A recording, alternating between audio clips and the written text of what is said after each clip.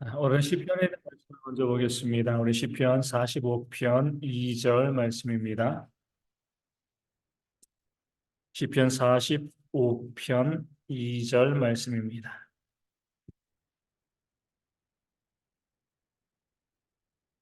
시편 45편 2절 835면입니다. 제가 먼저 말씀을 읽어드리겠습니다. 왕은 사람들보다 아름다워 은혜를 입술에 머금으니 그러므로 하나님이 왕에게 영원히 복을 주시도다. 아멘. 말씀 자체가 아름다운 것 같아요. 왕이 사람들보다 아름답다. 왜요? 은혜를 입술에 머금고 있기 때문이다. 이런 모습이 있으면 정말 얼마나 아름다울까? 외모의 아름다움이 아니죠, 그렇죠? 그 입에서 정말 그 입술, 그 말이 은혜로울 때, 그 말이 정말 사랑이 넘치는 또 하나님의 또 믿음의 고백과 그런 아름다운 말들이 그 입에서 나올 때 정말 그 삶이 아름다운 것이고, 그럴 때 뭐예요? 영원히 복을 받게 되어진다라고 말씀하고 있습니다. 그러니까 우리의 입술이 은혜로운 입술이냐 그렇지 아니하냐 이것이요 우리의 삶의 복과 저주를 가르고 있다는 겁니다.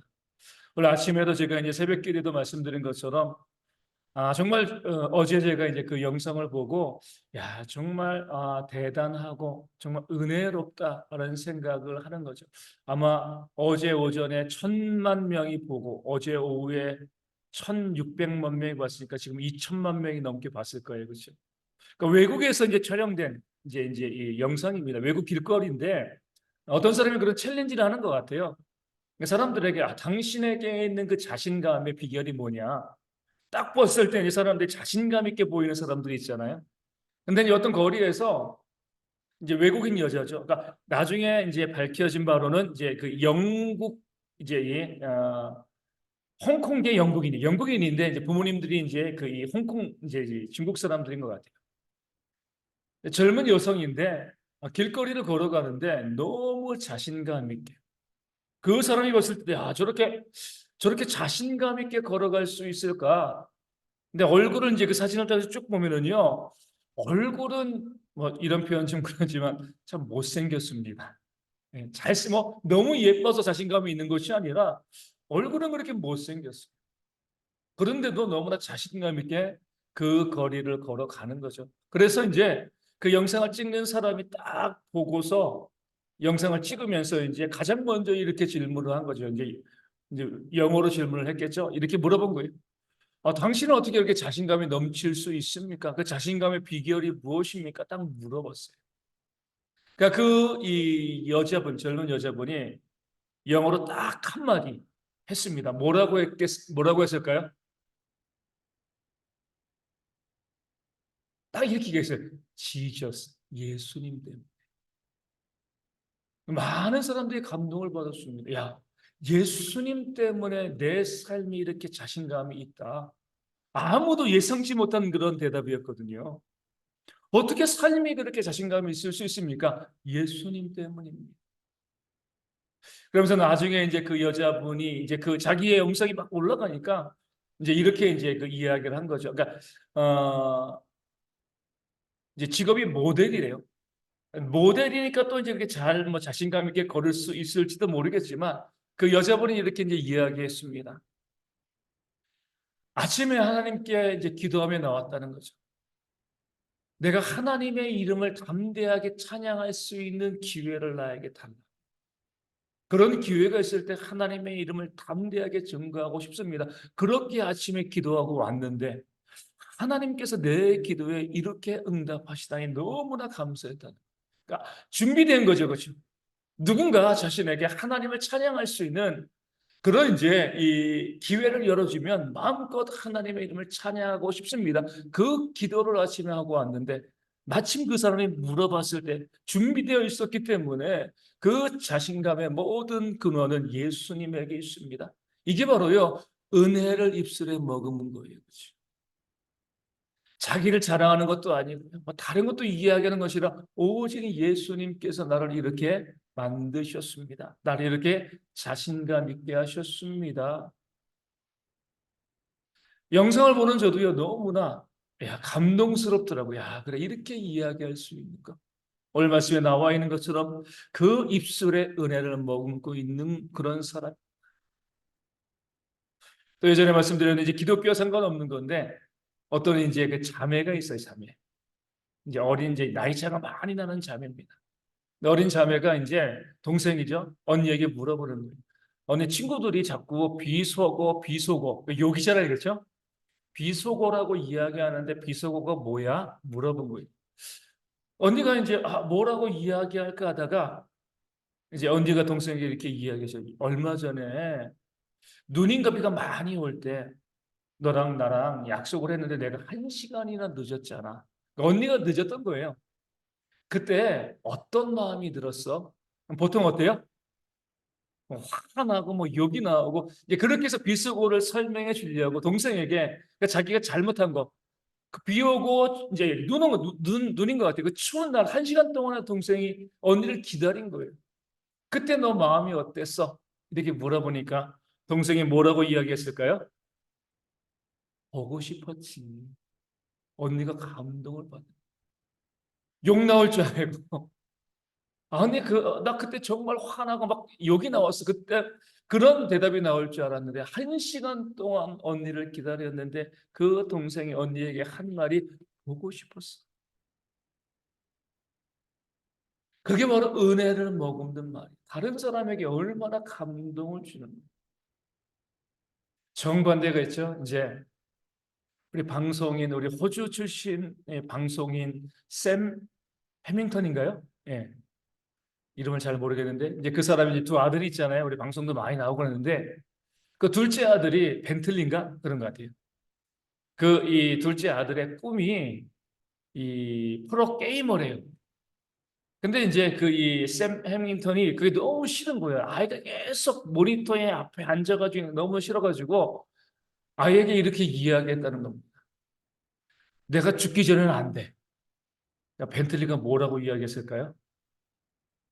아빠 언제 죽어 그럼? 그냥 이제 막 그냥 이제 막 욕이 튀어나올 뻔했다는 거죠, 그렇죠? 뭐 이런 얘기가 또 해서 얼마나 기분 나쁜 말이잖아요, 그렇죠? 너를 그 아들을 사랑해서 그건 안 되라고 이야기했는데 그럼 아빠 언제 죽어? 이렇게 이야기하면 그 말의 중요성이에요, 그렇죠? 우리 다르고 다르고 이렇게 말하고 있잖아요. 오늘 말씀에 나와 있는 것처럼 왕이 정말 아름다운 이유는요, 우리의 삶이 아름답고 신앙이 아름답고요, 우리의 외모랑 그런 것들이 아니죠. 정말 우리가 아름다운 이유는요, 우리의 입술에 은혜를 머금을 때 그것이 아름다워. 그 말을 보시고 하나님께서 그 사람에게 은혜와 복을 내려 주시는 겁니다. 근데 우리는 어때요? 너무나 잘못된 언어의 습관이 우리 가운데 너무 많이 있습니다. 자꾸 다른 사람을 깎아내리려고 해요. 비난하고 정죄하고 그 사람의 단점에 대해서 이야기하면서 자꾸 그런 이야기를 하고요. 또 그것을 농담이라고 그 사람 아니 뭐 나 농담인데 뭐 근데 그런 것들이요. 그 입술에 악한 것을 머금고 있는 할 수만 있으면 우리가 그 사람을 위해서 긍정적인 말, 좋은 말, 위로해주고 격려해주는 그런 말을 할 수 있는 모습들이 있어야 목회자가 되어지면서 정말 가장 힘든 게 그거예요. 그러니까 목회자는요, 이 다른 사람 욕하는 말들을 너무 많이 들어요.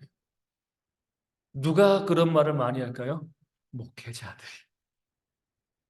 그러니까 목회자들끼리 모이면은요, 물론 이제 쌓인 것이 많은데, 정말 그 다른 사람들에 대해서 비판적인 그런 말들을 꺼내고 이야기할 때가 참 많이 있습니다.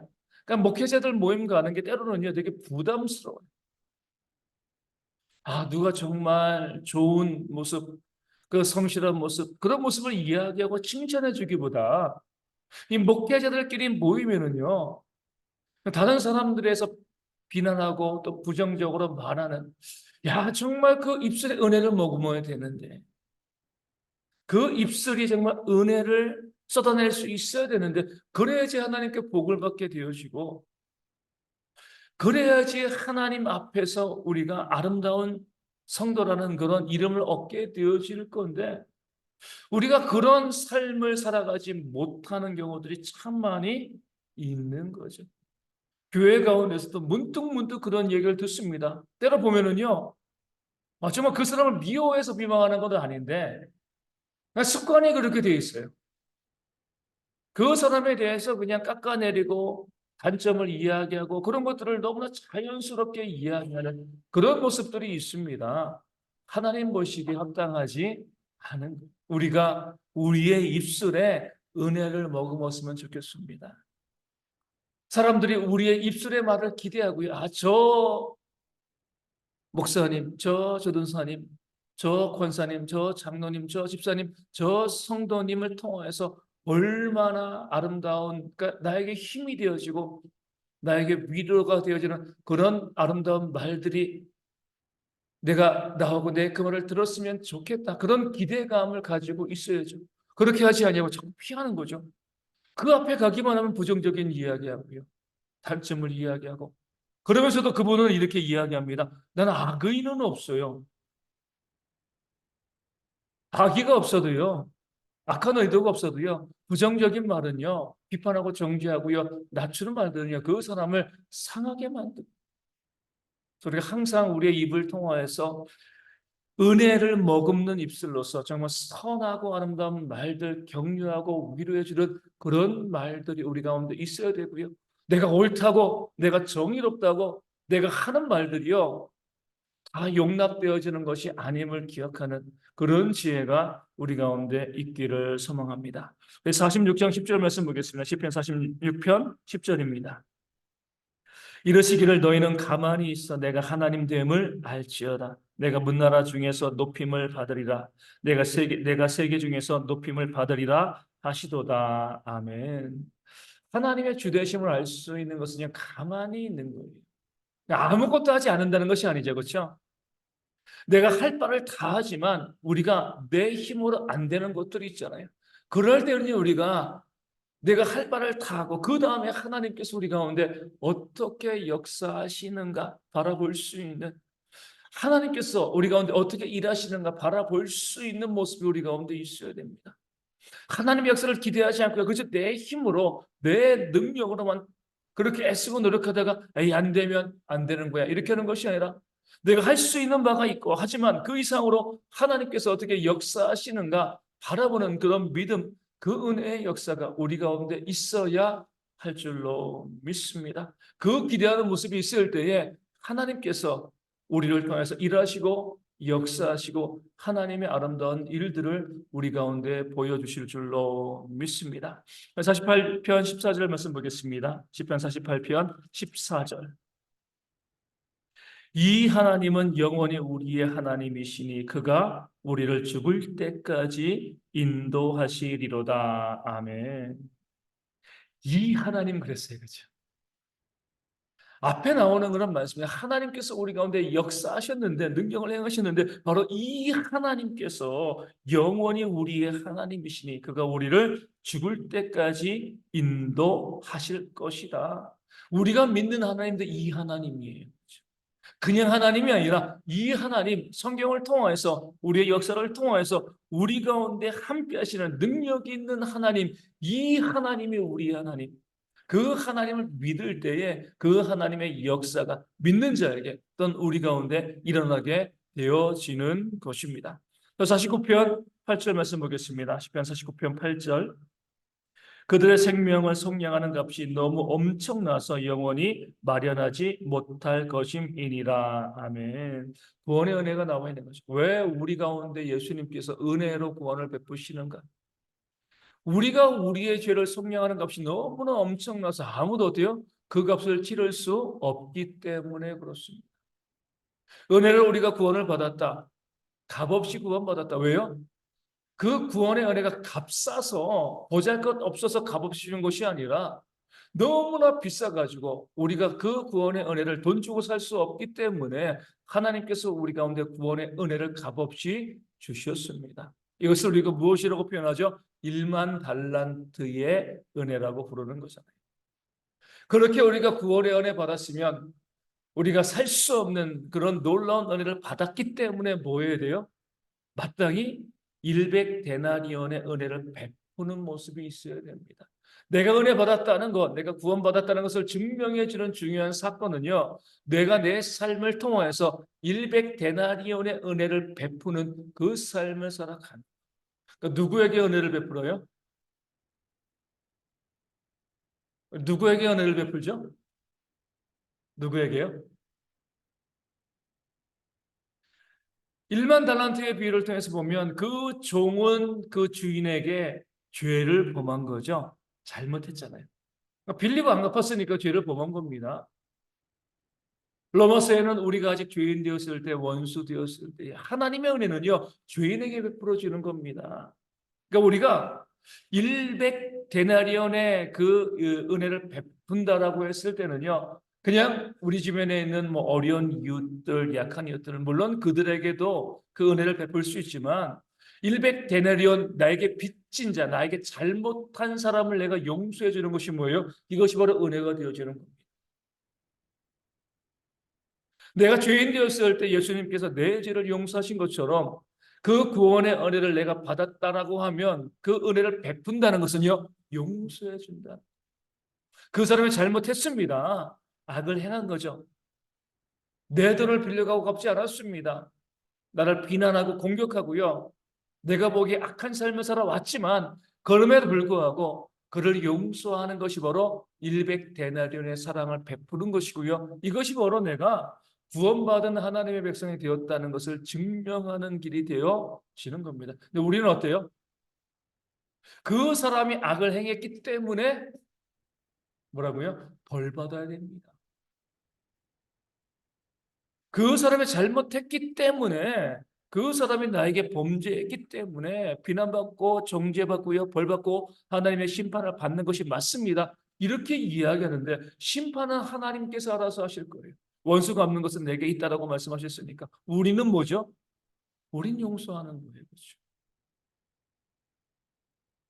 1만 달란트 탕감받은 종의 비유를 우리가 그렇게 많이 듣고 알고 있잖아요. 그 비유의 말씀을 통해서 이 1만 달란트 탕감받은 종이 100데나리온 빚진 친구를 용서해주지 않았을 때 그 왕이 마땅히 용서할 것이 아니냐 다시 오게 가두는 그런 말씀을 우리가 너무나 잘 알고 있으면서도 우리는 어때요? 1만 달란트 탕감받은 것은 당연하게 생각을 하고요. 내 주변에서 나에게 범죄하고 나에게 잘못한 사람을 용서해 주는 것은요. 너무 인색한 거예요. 그렇죠?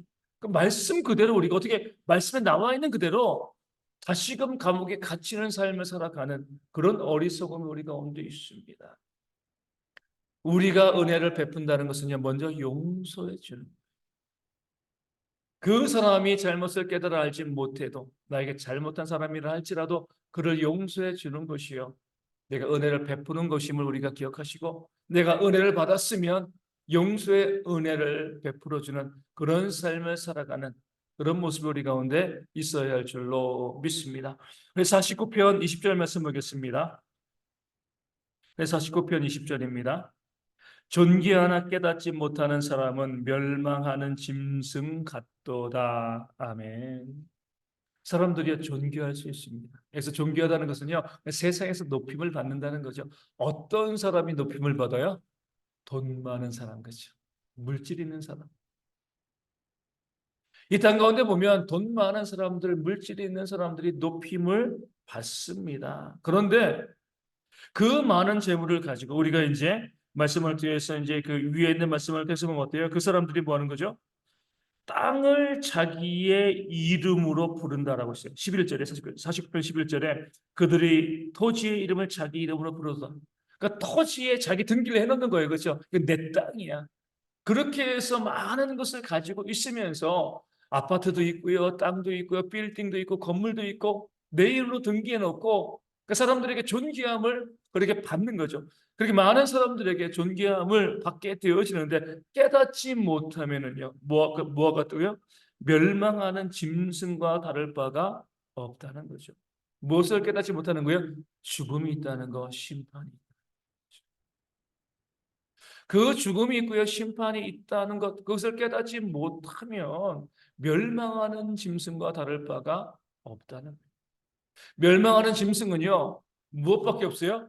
지금 이 세상에서의 삶밖에 없습니다. 지금 먹고 사는 것밖에 없는 거예요.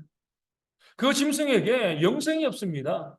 영생의 소망이 없는 거죠. 마찬가지로 이 땅을 살아가면서 그렇게 등기하고요, 땅도 사고 내 이름으로 등기하고 아파트도 사고요, 빌딩도 사고 그러면서 여러 곳에 재산을 많이 가지고 있지만 심판을 준비하지 못하고 영생을 준비하지 못하고 이 땅의 삶이 전부가 되어지는 그런 모습이 있다라고 하면 멸망하는 짐승과 다를 바가 없다는 거예요. 우리 믿는 사람들은요, 우리가 잘 생각하셔야 돼요. 내가 죽는 순간에 이 땅 가운데 내가 남겨둔 것들이 있으면은요, 그것이 하나님의 심판대 앞에서 나를 정죄한다. 무서운 말씀입니다. 그렇죠? 하나님께서 내게 왜 주신 거죠? 시간이건 물질이건 재능이건 왜 주신 거예요? 지극히 작은 자 하나를 섬기라고 나에게 주신 것이지. 내가 다 쓰고 또 남겨두고 또 남겨두고 내 이름으로 그것을 남겨두라고 내게 주신 것이 아니거든요.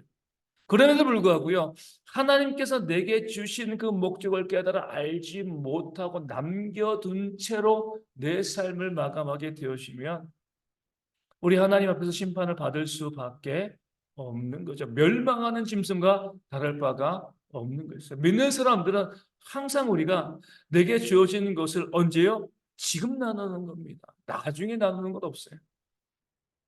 바로 지금 그것을 나눔을 통하여서 언제라도 주님께서 나를 부르실 때에 그 앞에 갈 때 내가 부끄러움이 없는 그런 모습이 우리 가운데 있는 지혜가 있어야 할 줄로 믿습니다. 우리 50편 14절, 우리 23절 말씀 보겠습니다. 50편 14절입니다. 감사로 하나님께 제사를 드리며 지존하신 이에게 내 소원을 갚으며 23절에 감사로 제사를 드리는 자가 나를 영화롭게 하나니 그의 행위를 옳게 하는 자에게 내가 하나님의 구원을 보이리라. 아멘. 무엇으로 제사라고요? 감사로 제사입니다. 예배죠, 그렇죠? 우리가 예배할 때 감사가 있어야 되는 겁니다. 우리 50편 말씀을 통해서 보면 하나님께서 이렇게 말씀하십니다. 내가 무슨 부족한 것이 있겠느냐? 만물이 나의 것인데 하나님께서는 뭐예요? 감사를 원하신다. 뭔가 물질을 원하시고 재물을 원하시는 것이 아니라 하나님께 나아가는 우리가 감사함으로 드리기를 원하신다는 겁니다.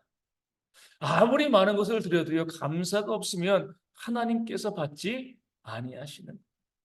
감사가 있을 때 하나님께서 그것을 받으시고요. 우리 성도들은 우리 하나님께 어떤 것을 우리의 재능과 물질과 시간과 모든 것 드릴 때에 감사로 하나님께 드리는 그런 모습이 우리 가운데 있어야 할 줄로 믿습니다. 더 많이 받으려는 투자의 목적으로 헌신하는 것 아니고요. 하나님께서 내게 주신 이 모든 것이 너무나 감사합니다. 늘 그 감사의 마음. 우리 11조도요. 우리 모든 선교헌금, 구제헌금 이 모든 헌금의 기본적인 베이스는요. 감사예요. 감사. 하나님 감사합니다. 내가 교회를 청소하거나 헌신하고 수고하고 설거지하고 또 밥하고 그 모든 것도 어때요? 감사죠. 내게 주신 모든 것이 감사입니다. 그 감사로 하나님께 제사를 드릴 수 있는 그런 모습이 있을 때 하나님께서 우리 가운데 더욱더 복된 것으로 내가 하나님의 구원을 보이다. 그 구원의 역사, 회복의 역사를 경험해 나갈 수 있게 되어지는 겁니다. 많이 드리는 분들이 있어요. 많은 헌신하시는 분들이 있습니다. 그런데 그 삶에 감사가 없으니까 하나님께 받는 것이 없어요. 적게 드린다 할지라도 정말 감사의 마음을 가지고 하나님께 드리면 그 하나님께서 우리 가운데 더욱더 풍성한 것으로 채우시고 또 구원의 역사를 우리 가운데 보여주실 줄로 믿습니다. 50편 50편 16절 또 21절 우리 50편 16절 말씀 보겠습니다. 악인에게는 하나님이 이르시되 내가 어찌하여 내 율례를 전하며 내 언약을 내 입에 두느냐. 21절에 내가 이 일을 행하여도 내가 잠잠하였더니 내가 나를 너와 같은 줄로 생각하였도다. 그러나 내가 너를 책망하여 내 죄를 내 눈앞에 낱낱이 드러내리라 하시는도다. 아멘. 악인에게 하나님께서 말씀하십니다. 내가 어찌하여 나의 율례를 전하고 내 언약을 내 입에 두느냐. 그러니까 악인이 뭐예요? 하나님의 말씀을 그 입에 달고 살아가는 거예요.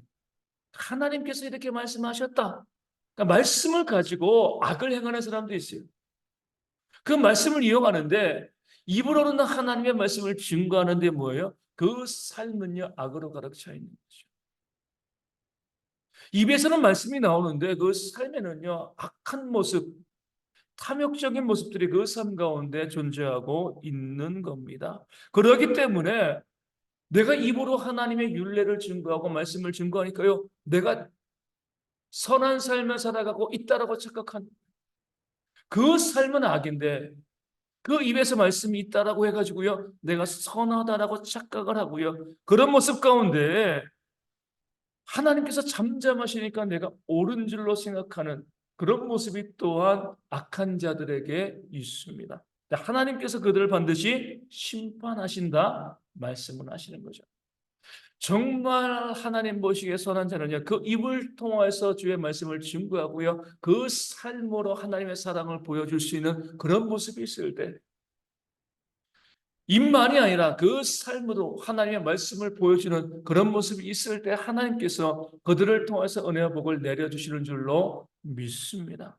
말씀도 잘해야 되지만 그 삶이 거룩하고 아름다운 그런 모습을 회복해 나가는 그런 모습이 우리 가운데 있어야 한다는 것이죠. 또 51장 우리 12편 51편 12절 말씀 보겠습니다. 시편 51편 12절 주의 구원의 즐거움을 내게 회복시켜 주시고 자원하는 심령을 주사 나를 붙드소서. 아멘. 정말 구원받은 사람들에게 무엇이 있어요? 자원하는 심령이 있습니다. 하나님께서 나를 구원해 주셨다. 그 은혜가 있으니까요. 내가 하나님께 무엇인가 헌신하고자 하는 그런 마음이 나에게 생겨날 수밖에 없습니다. 내가 자원하지 못하는 것은요.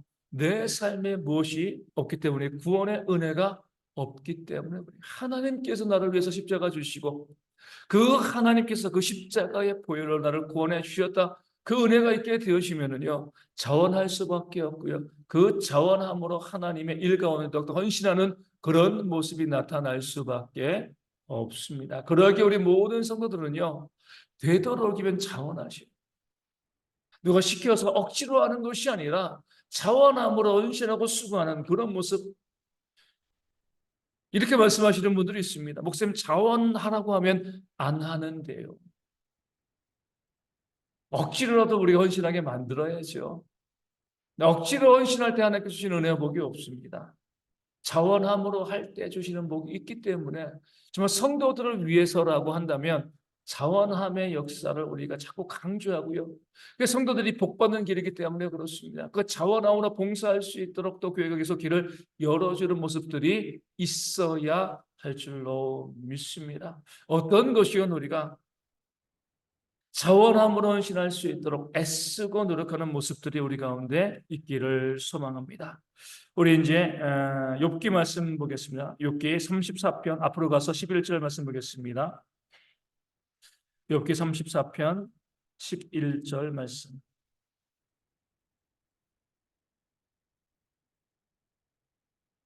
엘리야가 말한 내용이죠. 사람의 행위를 따라 갚으사 각각 그의 행위대로 받게 하시나니. 엘리야가 이렇게 이야기합니다.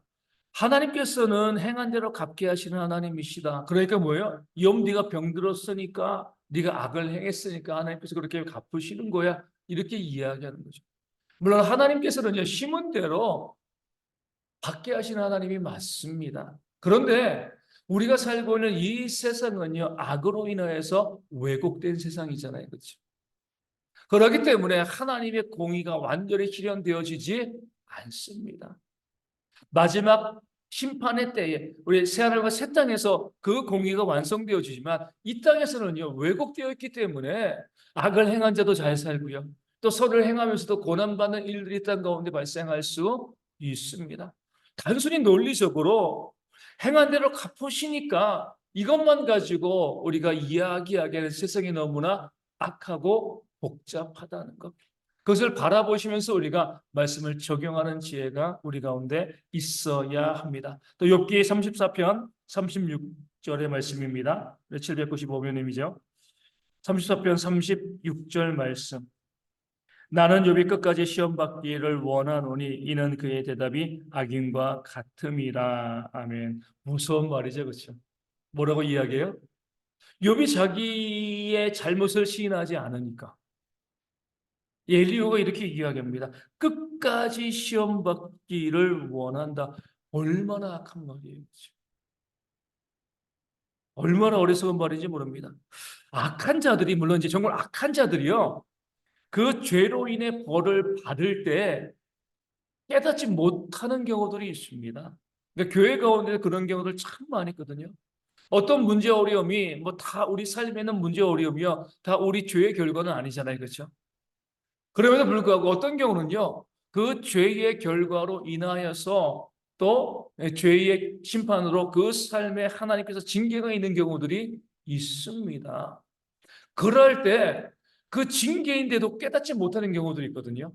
야, 저거는 하나님께서 징계해 주시는 건데, 하나님께서 돌이키라고 벌 주시는 건데, 왜 깨닫지 못하지?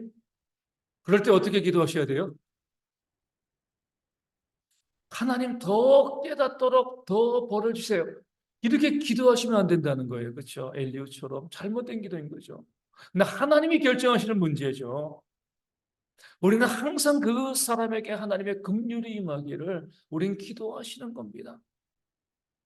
죄로 인해서 벌 받는데도 깨닫지 못하는 모습, 그런 안타까운 상황이 발생하지만 하나님 그럼에도 불구하고 그를 긍휼히 여겨주시고 회복할 수 있도록 기도하는 그런 사랑이 있어야지, 저 사람이 죄로 인해서 벌 받는데도 깨닫지 못하니까 더 벌 받아야죠, 더 벌 주세요, 이렇게 기도하시면 안 된다는 겁니다. 악한 거예요. 그렇죠? 늘 우리는 어떤 경우이건 그 사람이 그 죄에 대한 심판이건 어떤 것이건 우리가 그 사람이 고난당하고 있고 힘들고 아파할 때는요, 회복을 위해서 중보하고 기도하는 그런 사랑이 있어야지 바른 성도고 믿는 신앙의 모습이 되어지는 줄로 믿습니다. 39장 우리 17절 말씀 보겠습니다. 욥기 39장 17절 말씀. 이는 하나님이 지혜를 베풀지 아니하셨고 총명을 주지 아니함이라. 아멘. 귀한 말씀이에요. 그렇죠? 우리가 깨닫지 못하는 이유는 뭐예요? 하나님께서 그에게 지혜와 총명을 주지 않으셨기 때문에 그렇습니다. 우리가 볼 때 정말 답답한 사람들 있잖아요. 왜 저걸 깨닫지 못하지? 왜 저런 아까운 데 계속 머물러 있지? 그럴 때 그런 사람을 바라보면서 막 비난하고 정죄할 것이 아니라, 하나님께서 그들에게 지혜와 총명을 주지 않으셨구나. 무엇을 해서 기도해야 돼? 하나님, 저들에게도 지혜와 총명을 주셔서 그것이 얼마나 잘못된 것인지 깨달아 알 수 있도록 우리가 기도하는 것이 우리의 모습이 되어야 돼요. 왜 이렇게 어리석어? 왜 이렇게 못났어? 비난하고 정죄할 것이 아니라 정말 그를 사랑하면, 그가 정말 어리석어 가지고 깨닫지 못하고 그런 죄 가운데 머물러 있을 때에 그를 위해서 중보하고 기도할 것, 하나님 그에게 지혜와 총명을 주셔 가지고 그 잘못된 길로 걸어가고 있는 것을 깨닫게 해달라고 부르짖고 기도하는 모습이 우리 가운데 있어야 되어지는 거죠.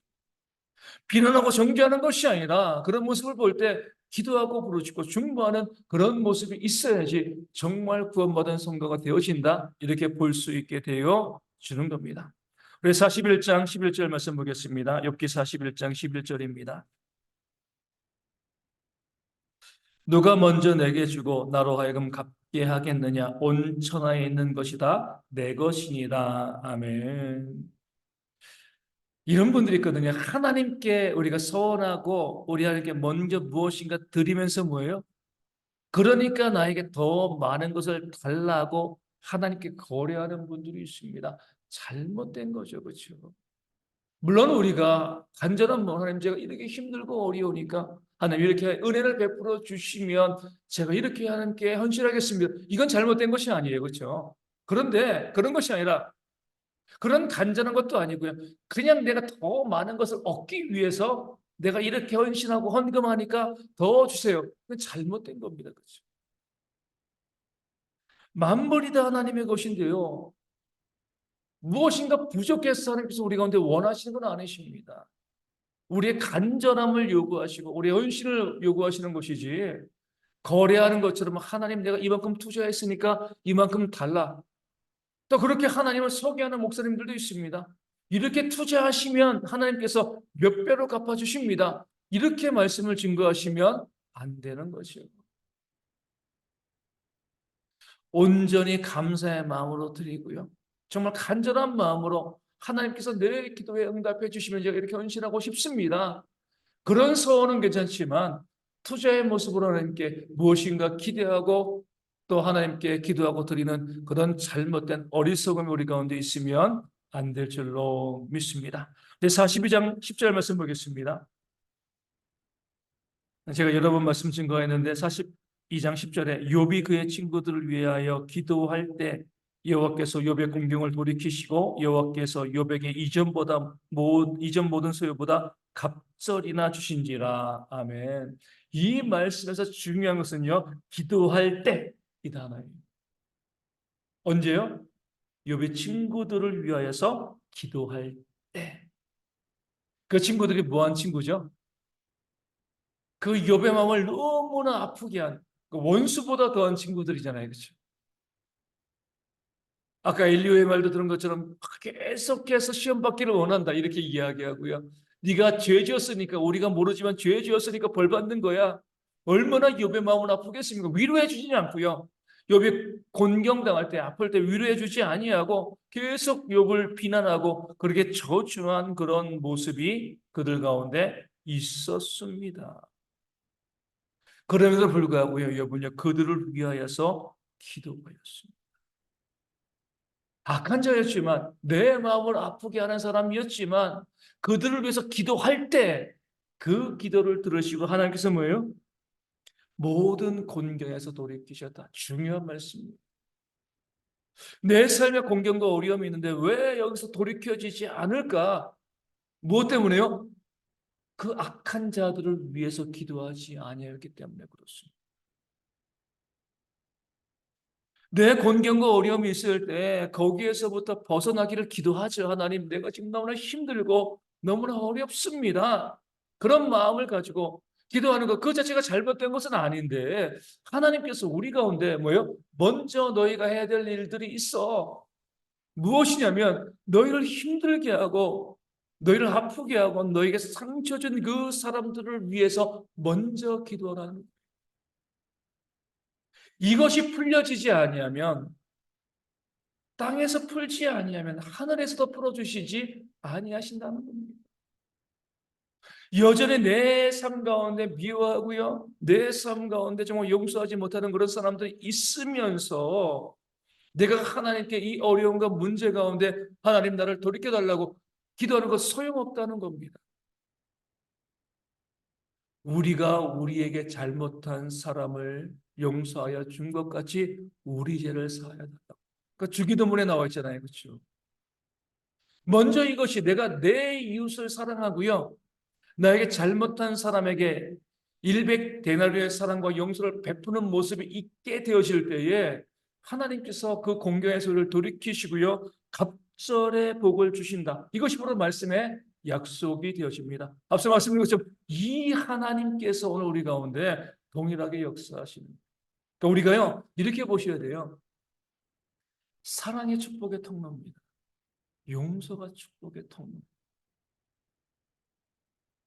내가 다른 사람을 어떻게 섬기고 있는가, 어떻게 사랑하고 있는가, 어떻게 용서하고 있는가, 이것이요 내 모든 공교에서 내가 돌이킴을 당하고요 갑절의 복을 받는 그런 기림을 욥이 우리 가운데, 이 6개를 통한 삶 우리 가운데 말씀하시고 알려주고 있는 겁니다. 그래서 우리 이렇게 생각하셔야 돼요.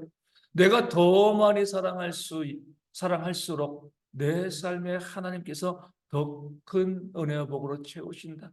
이 말씀을 기억하시고요, 정말 은혜를 사모하는 자로서, 하나님께 복받기를 사모하는 자로서 더 많이 용서하시고요, 더 많이 사랑하시는 욥과 같이 친구들에서 기도하는 그런 모습을 통해서 회복의 역사를 경험하는 그런 대응의 모든 성도 되어지기를 소망합니다. 찬송가 347장 함께 찬송하도록 하겠습니다. 347장입니다. 347장 함께 찬송하도록 하겠습니다. 허락하신 새 땅에, 원래는 저희가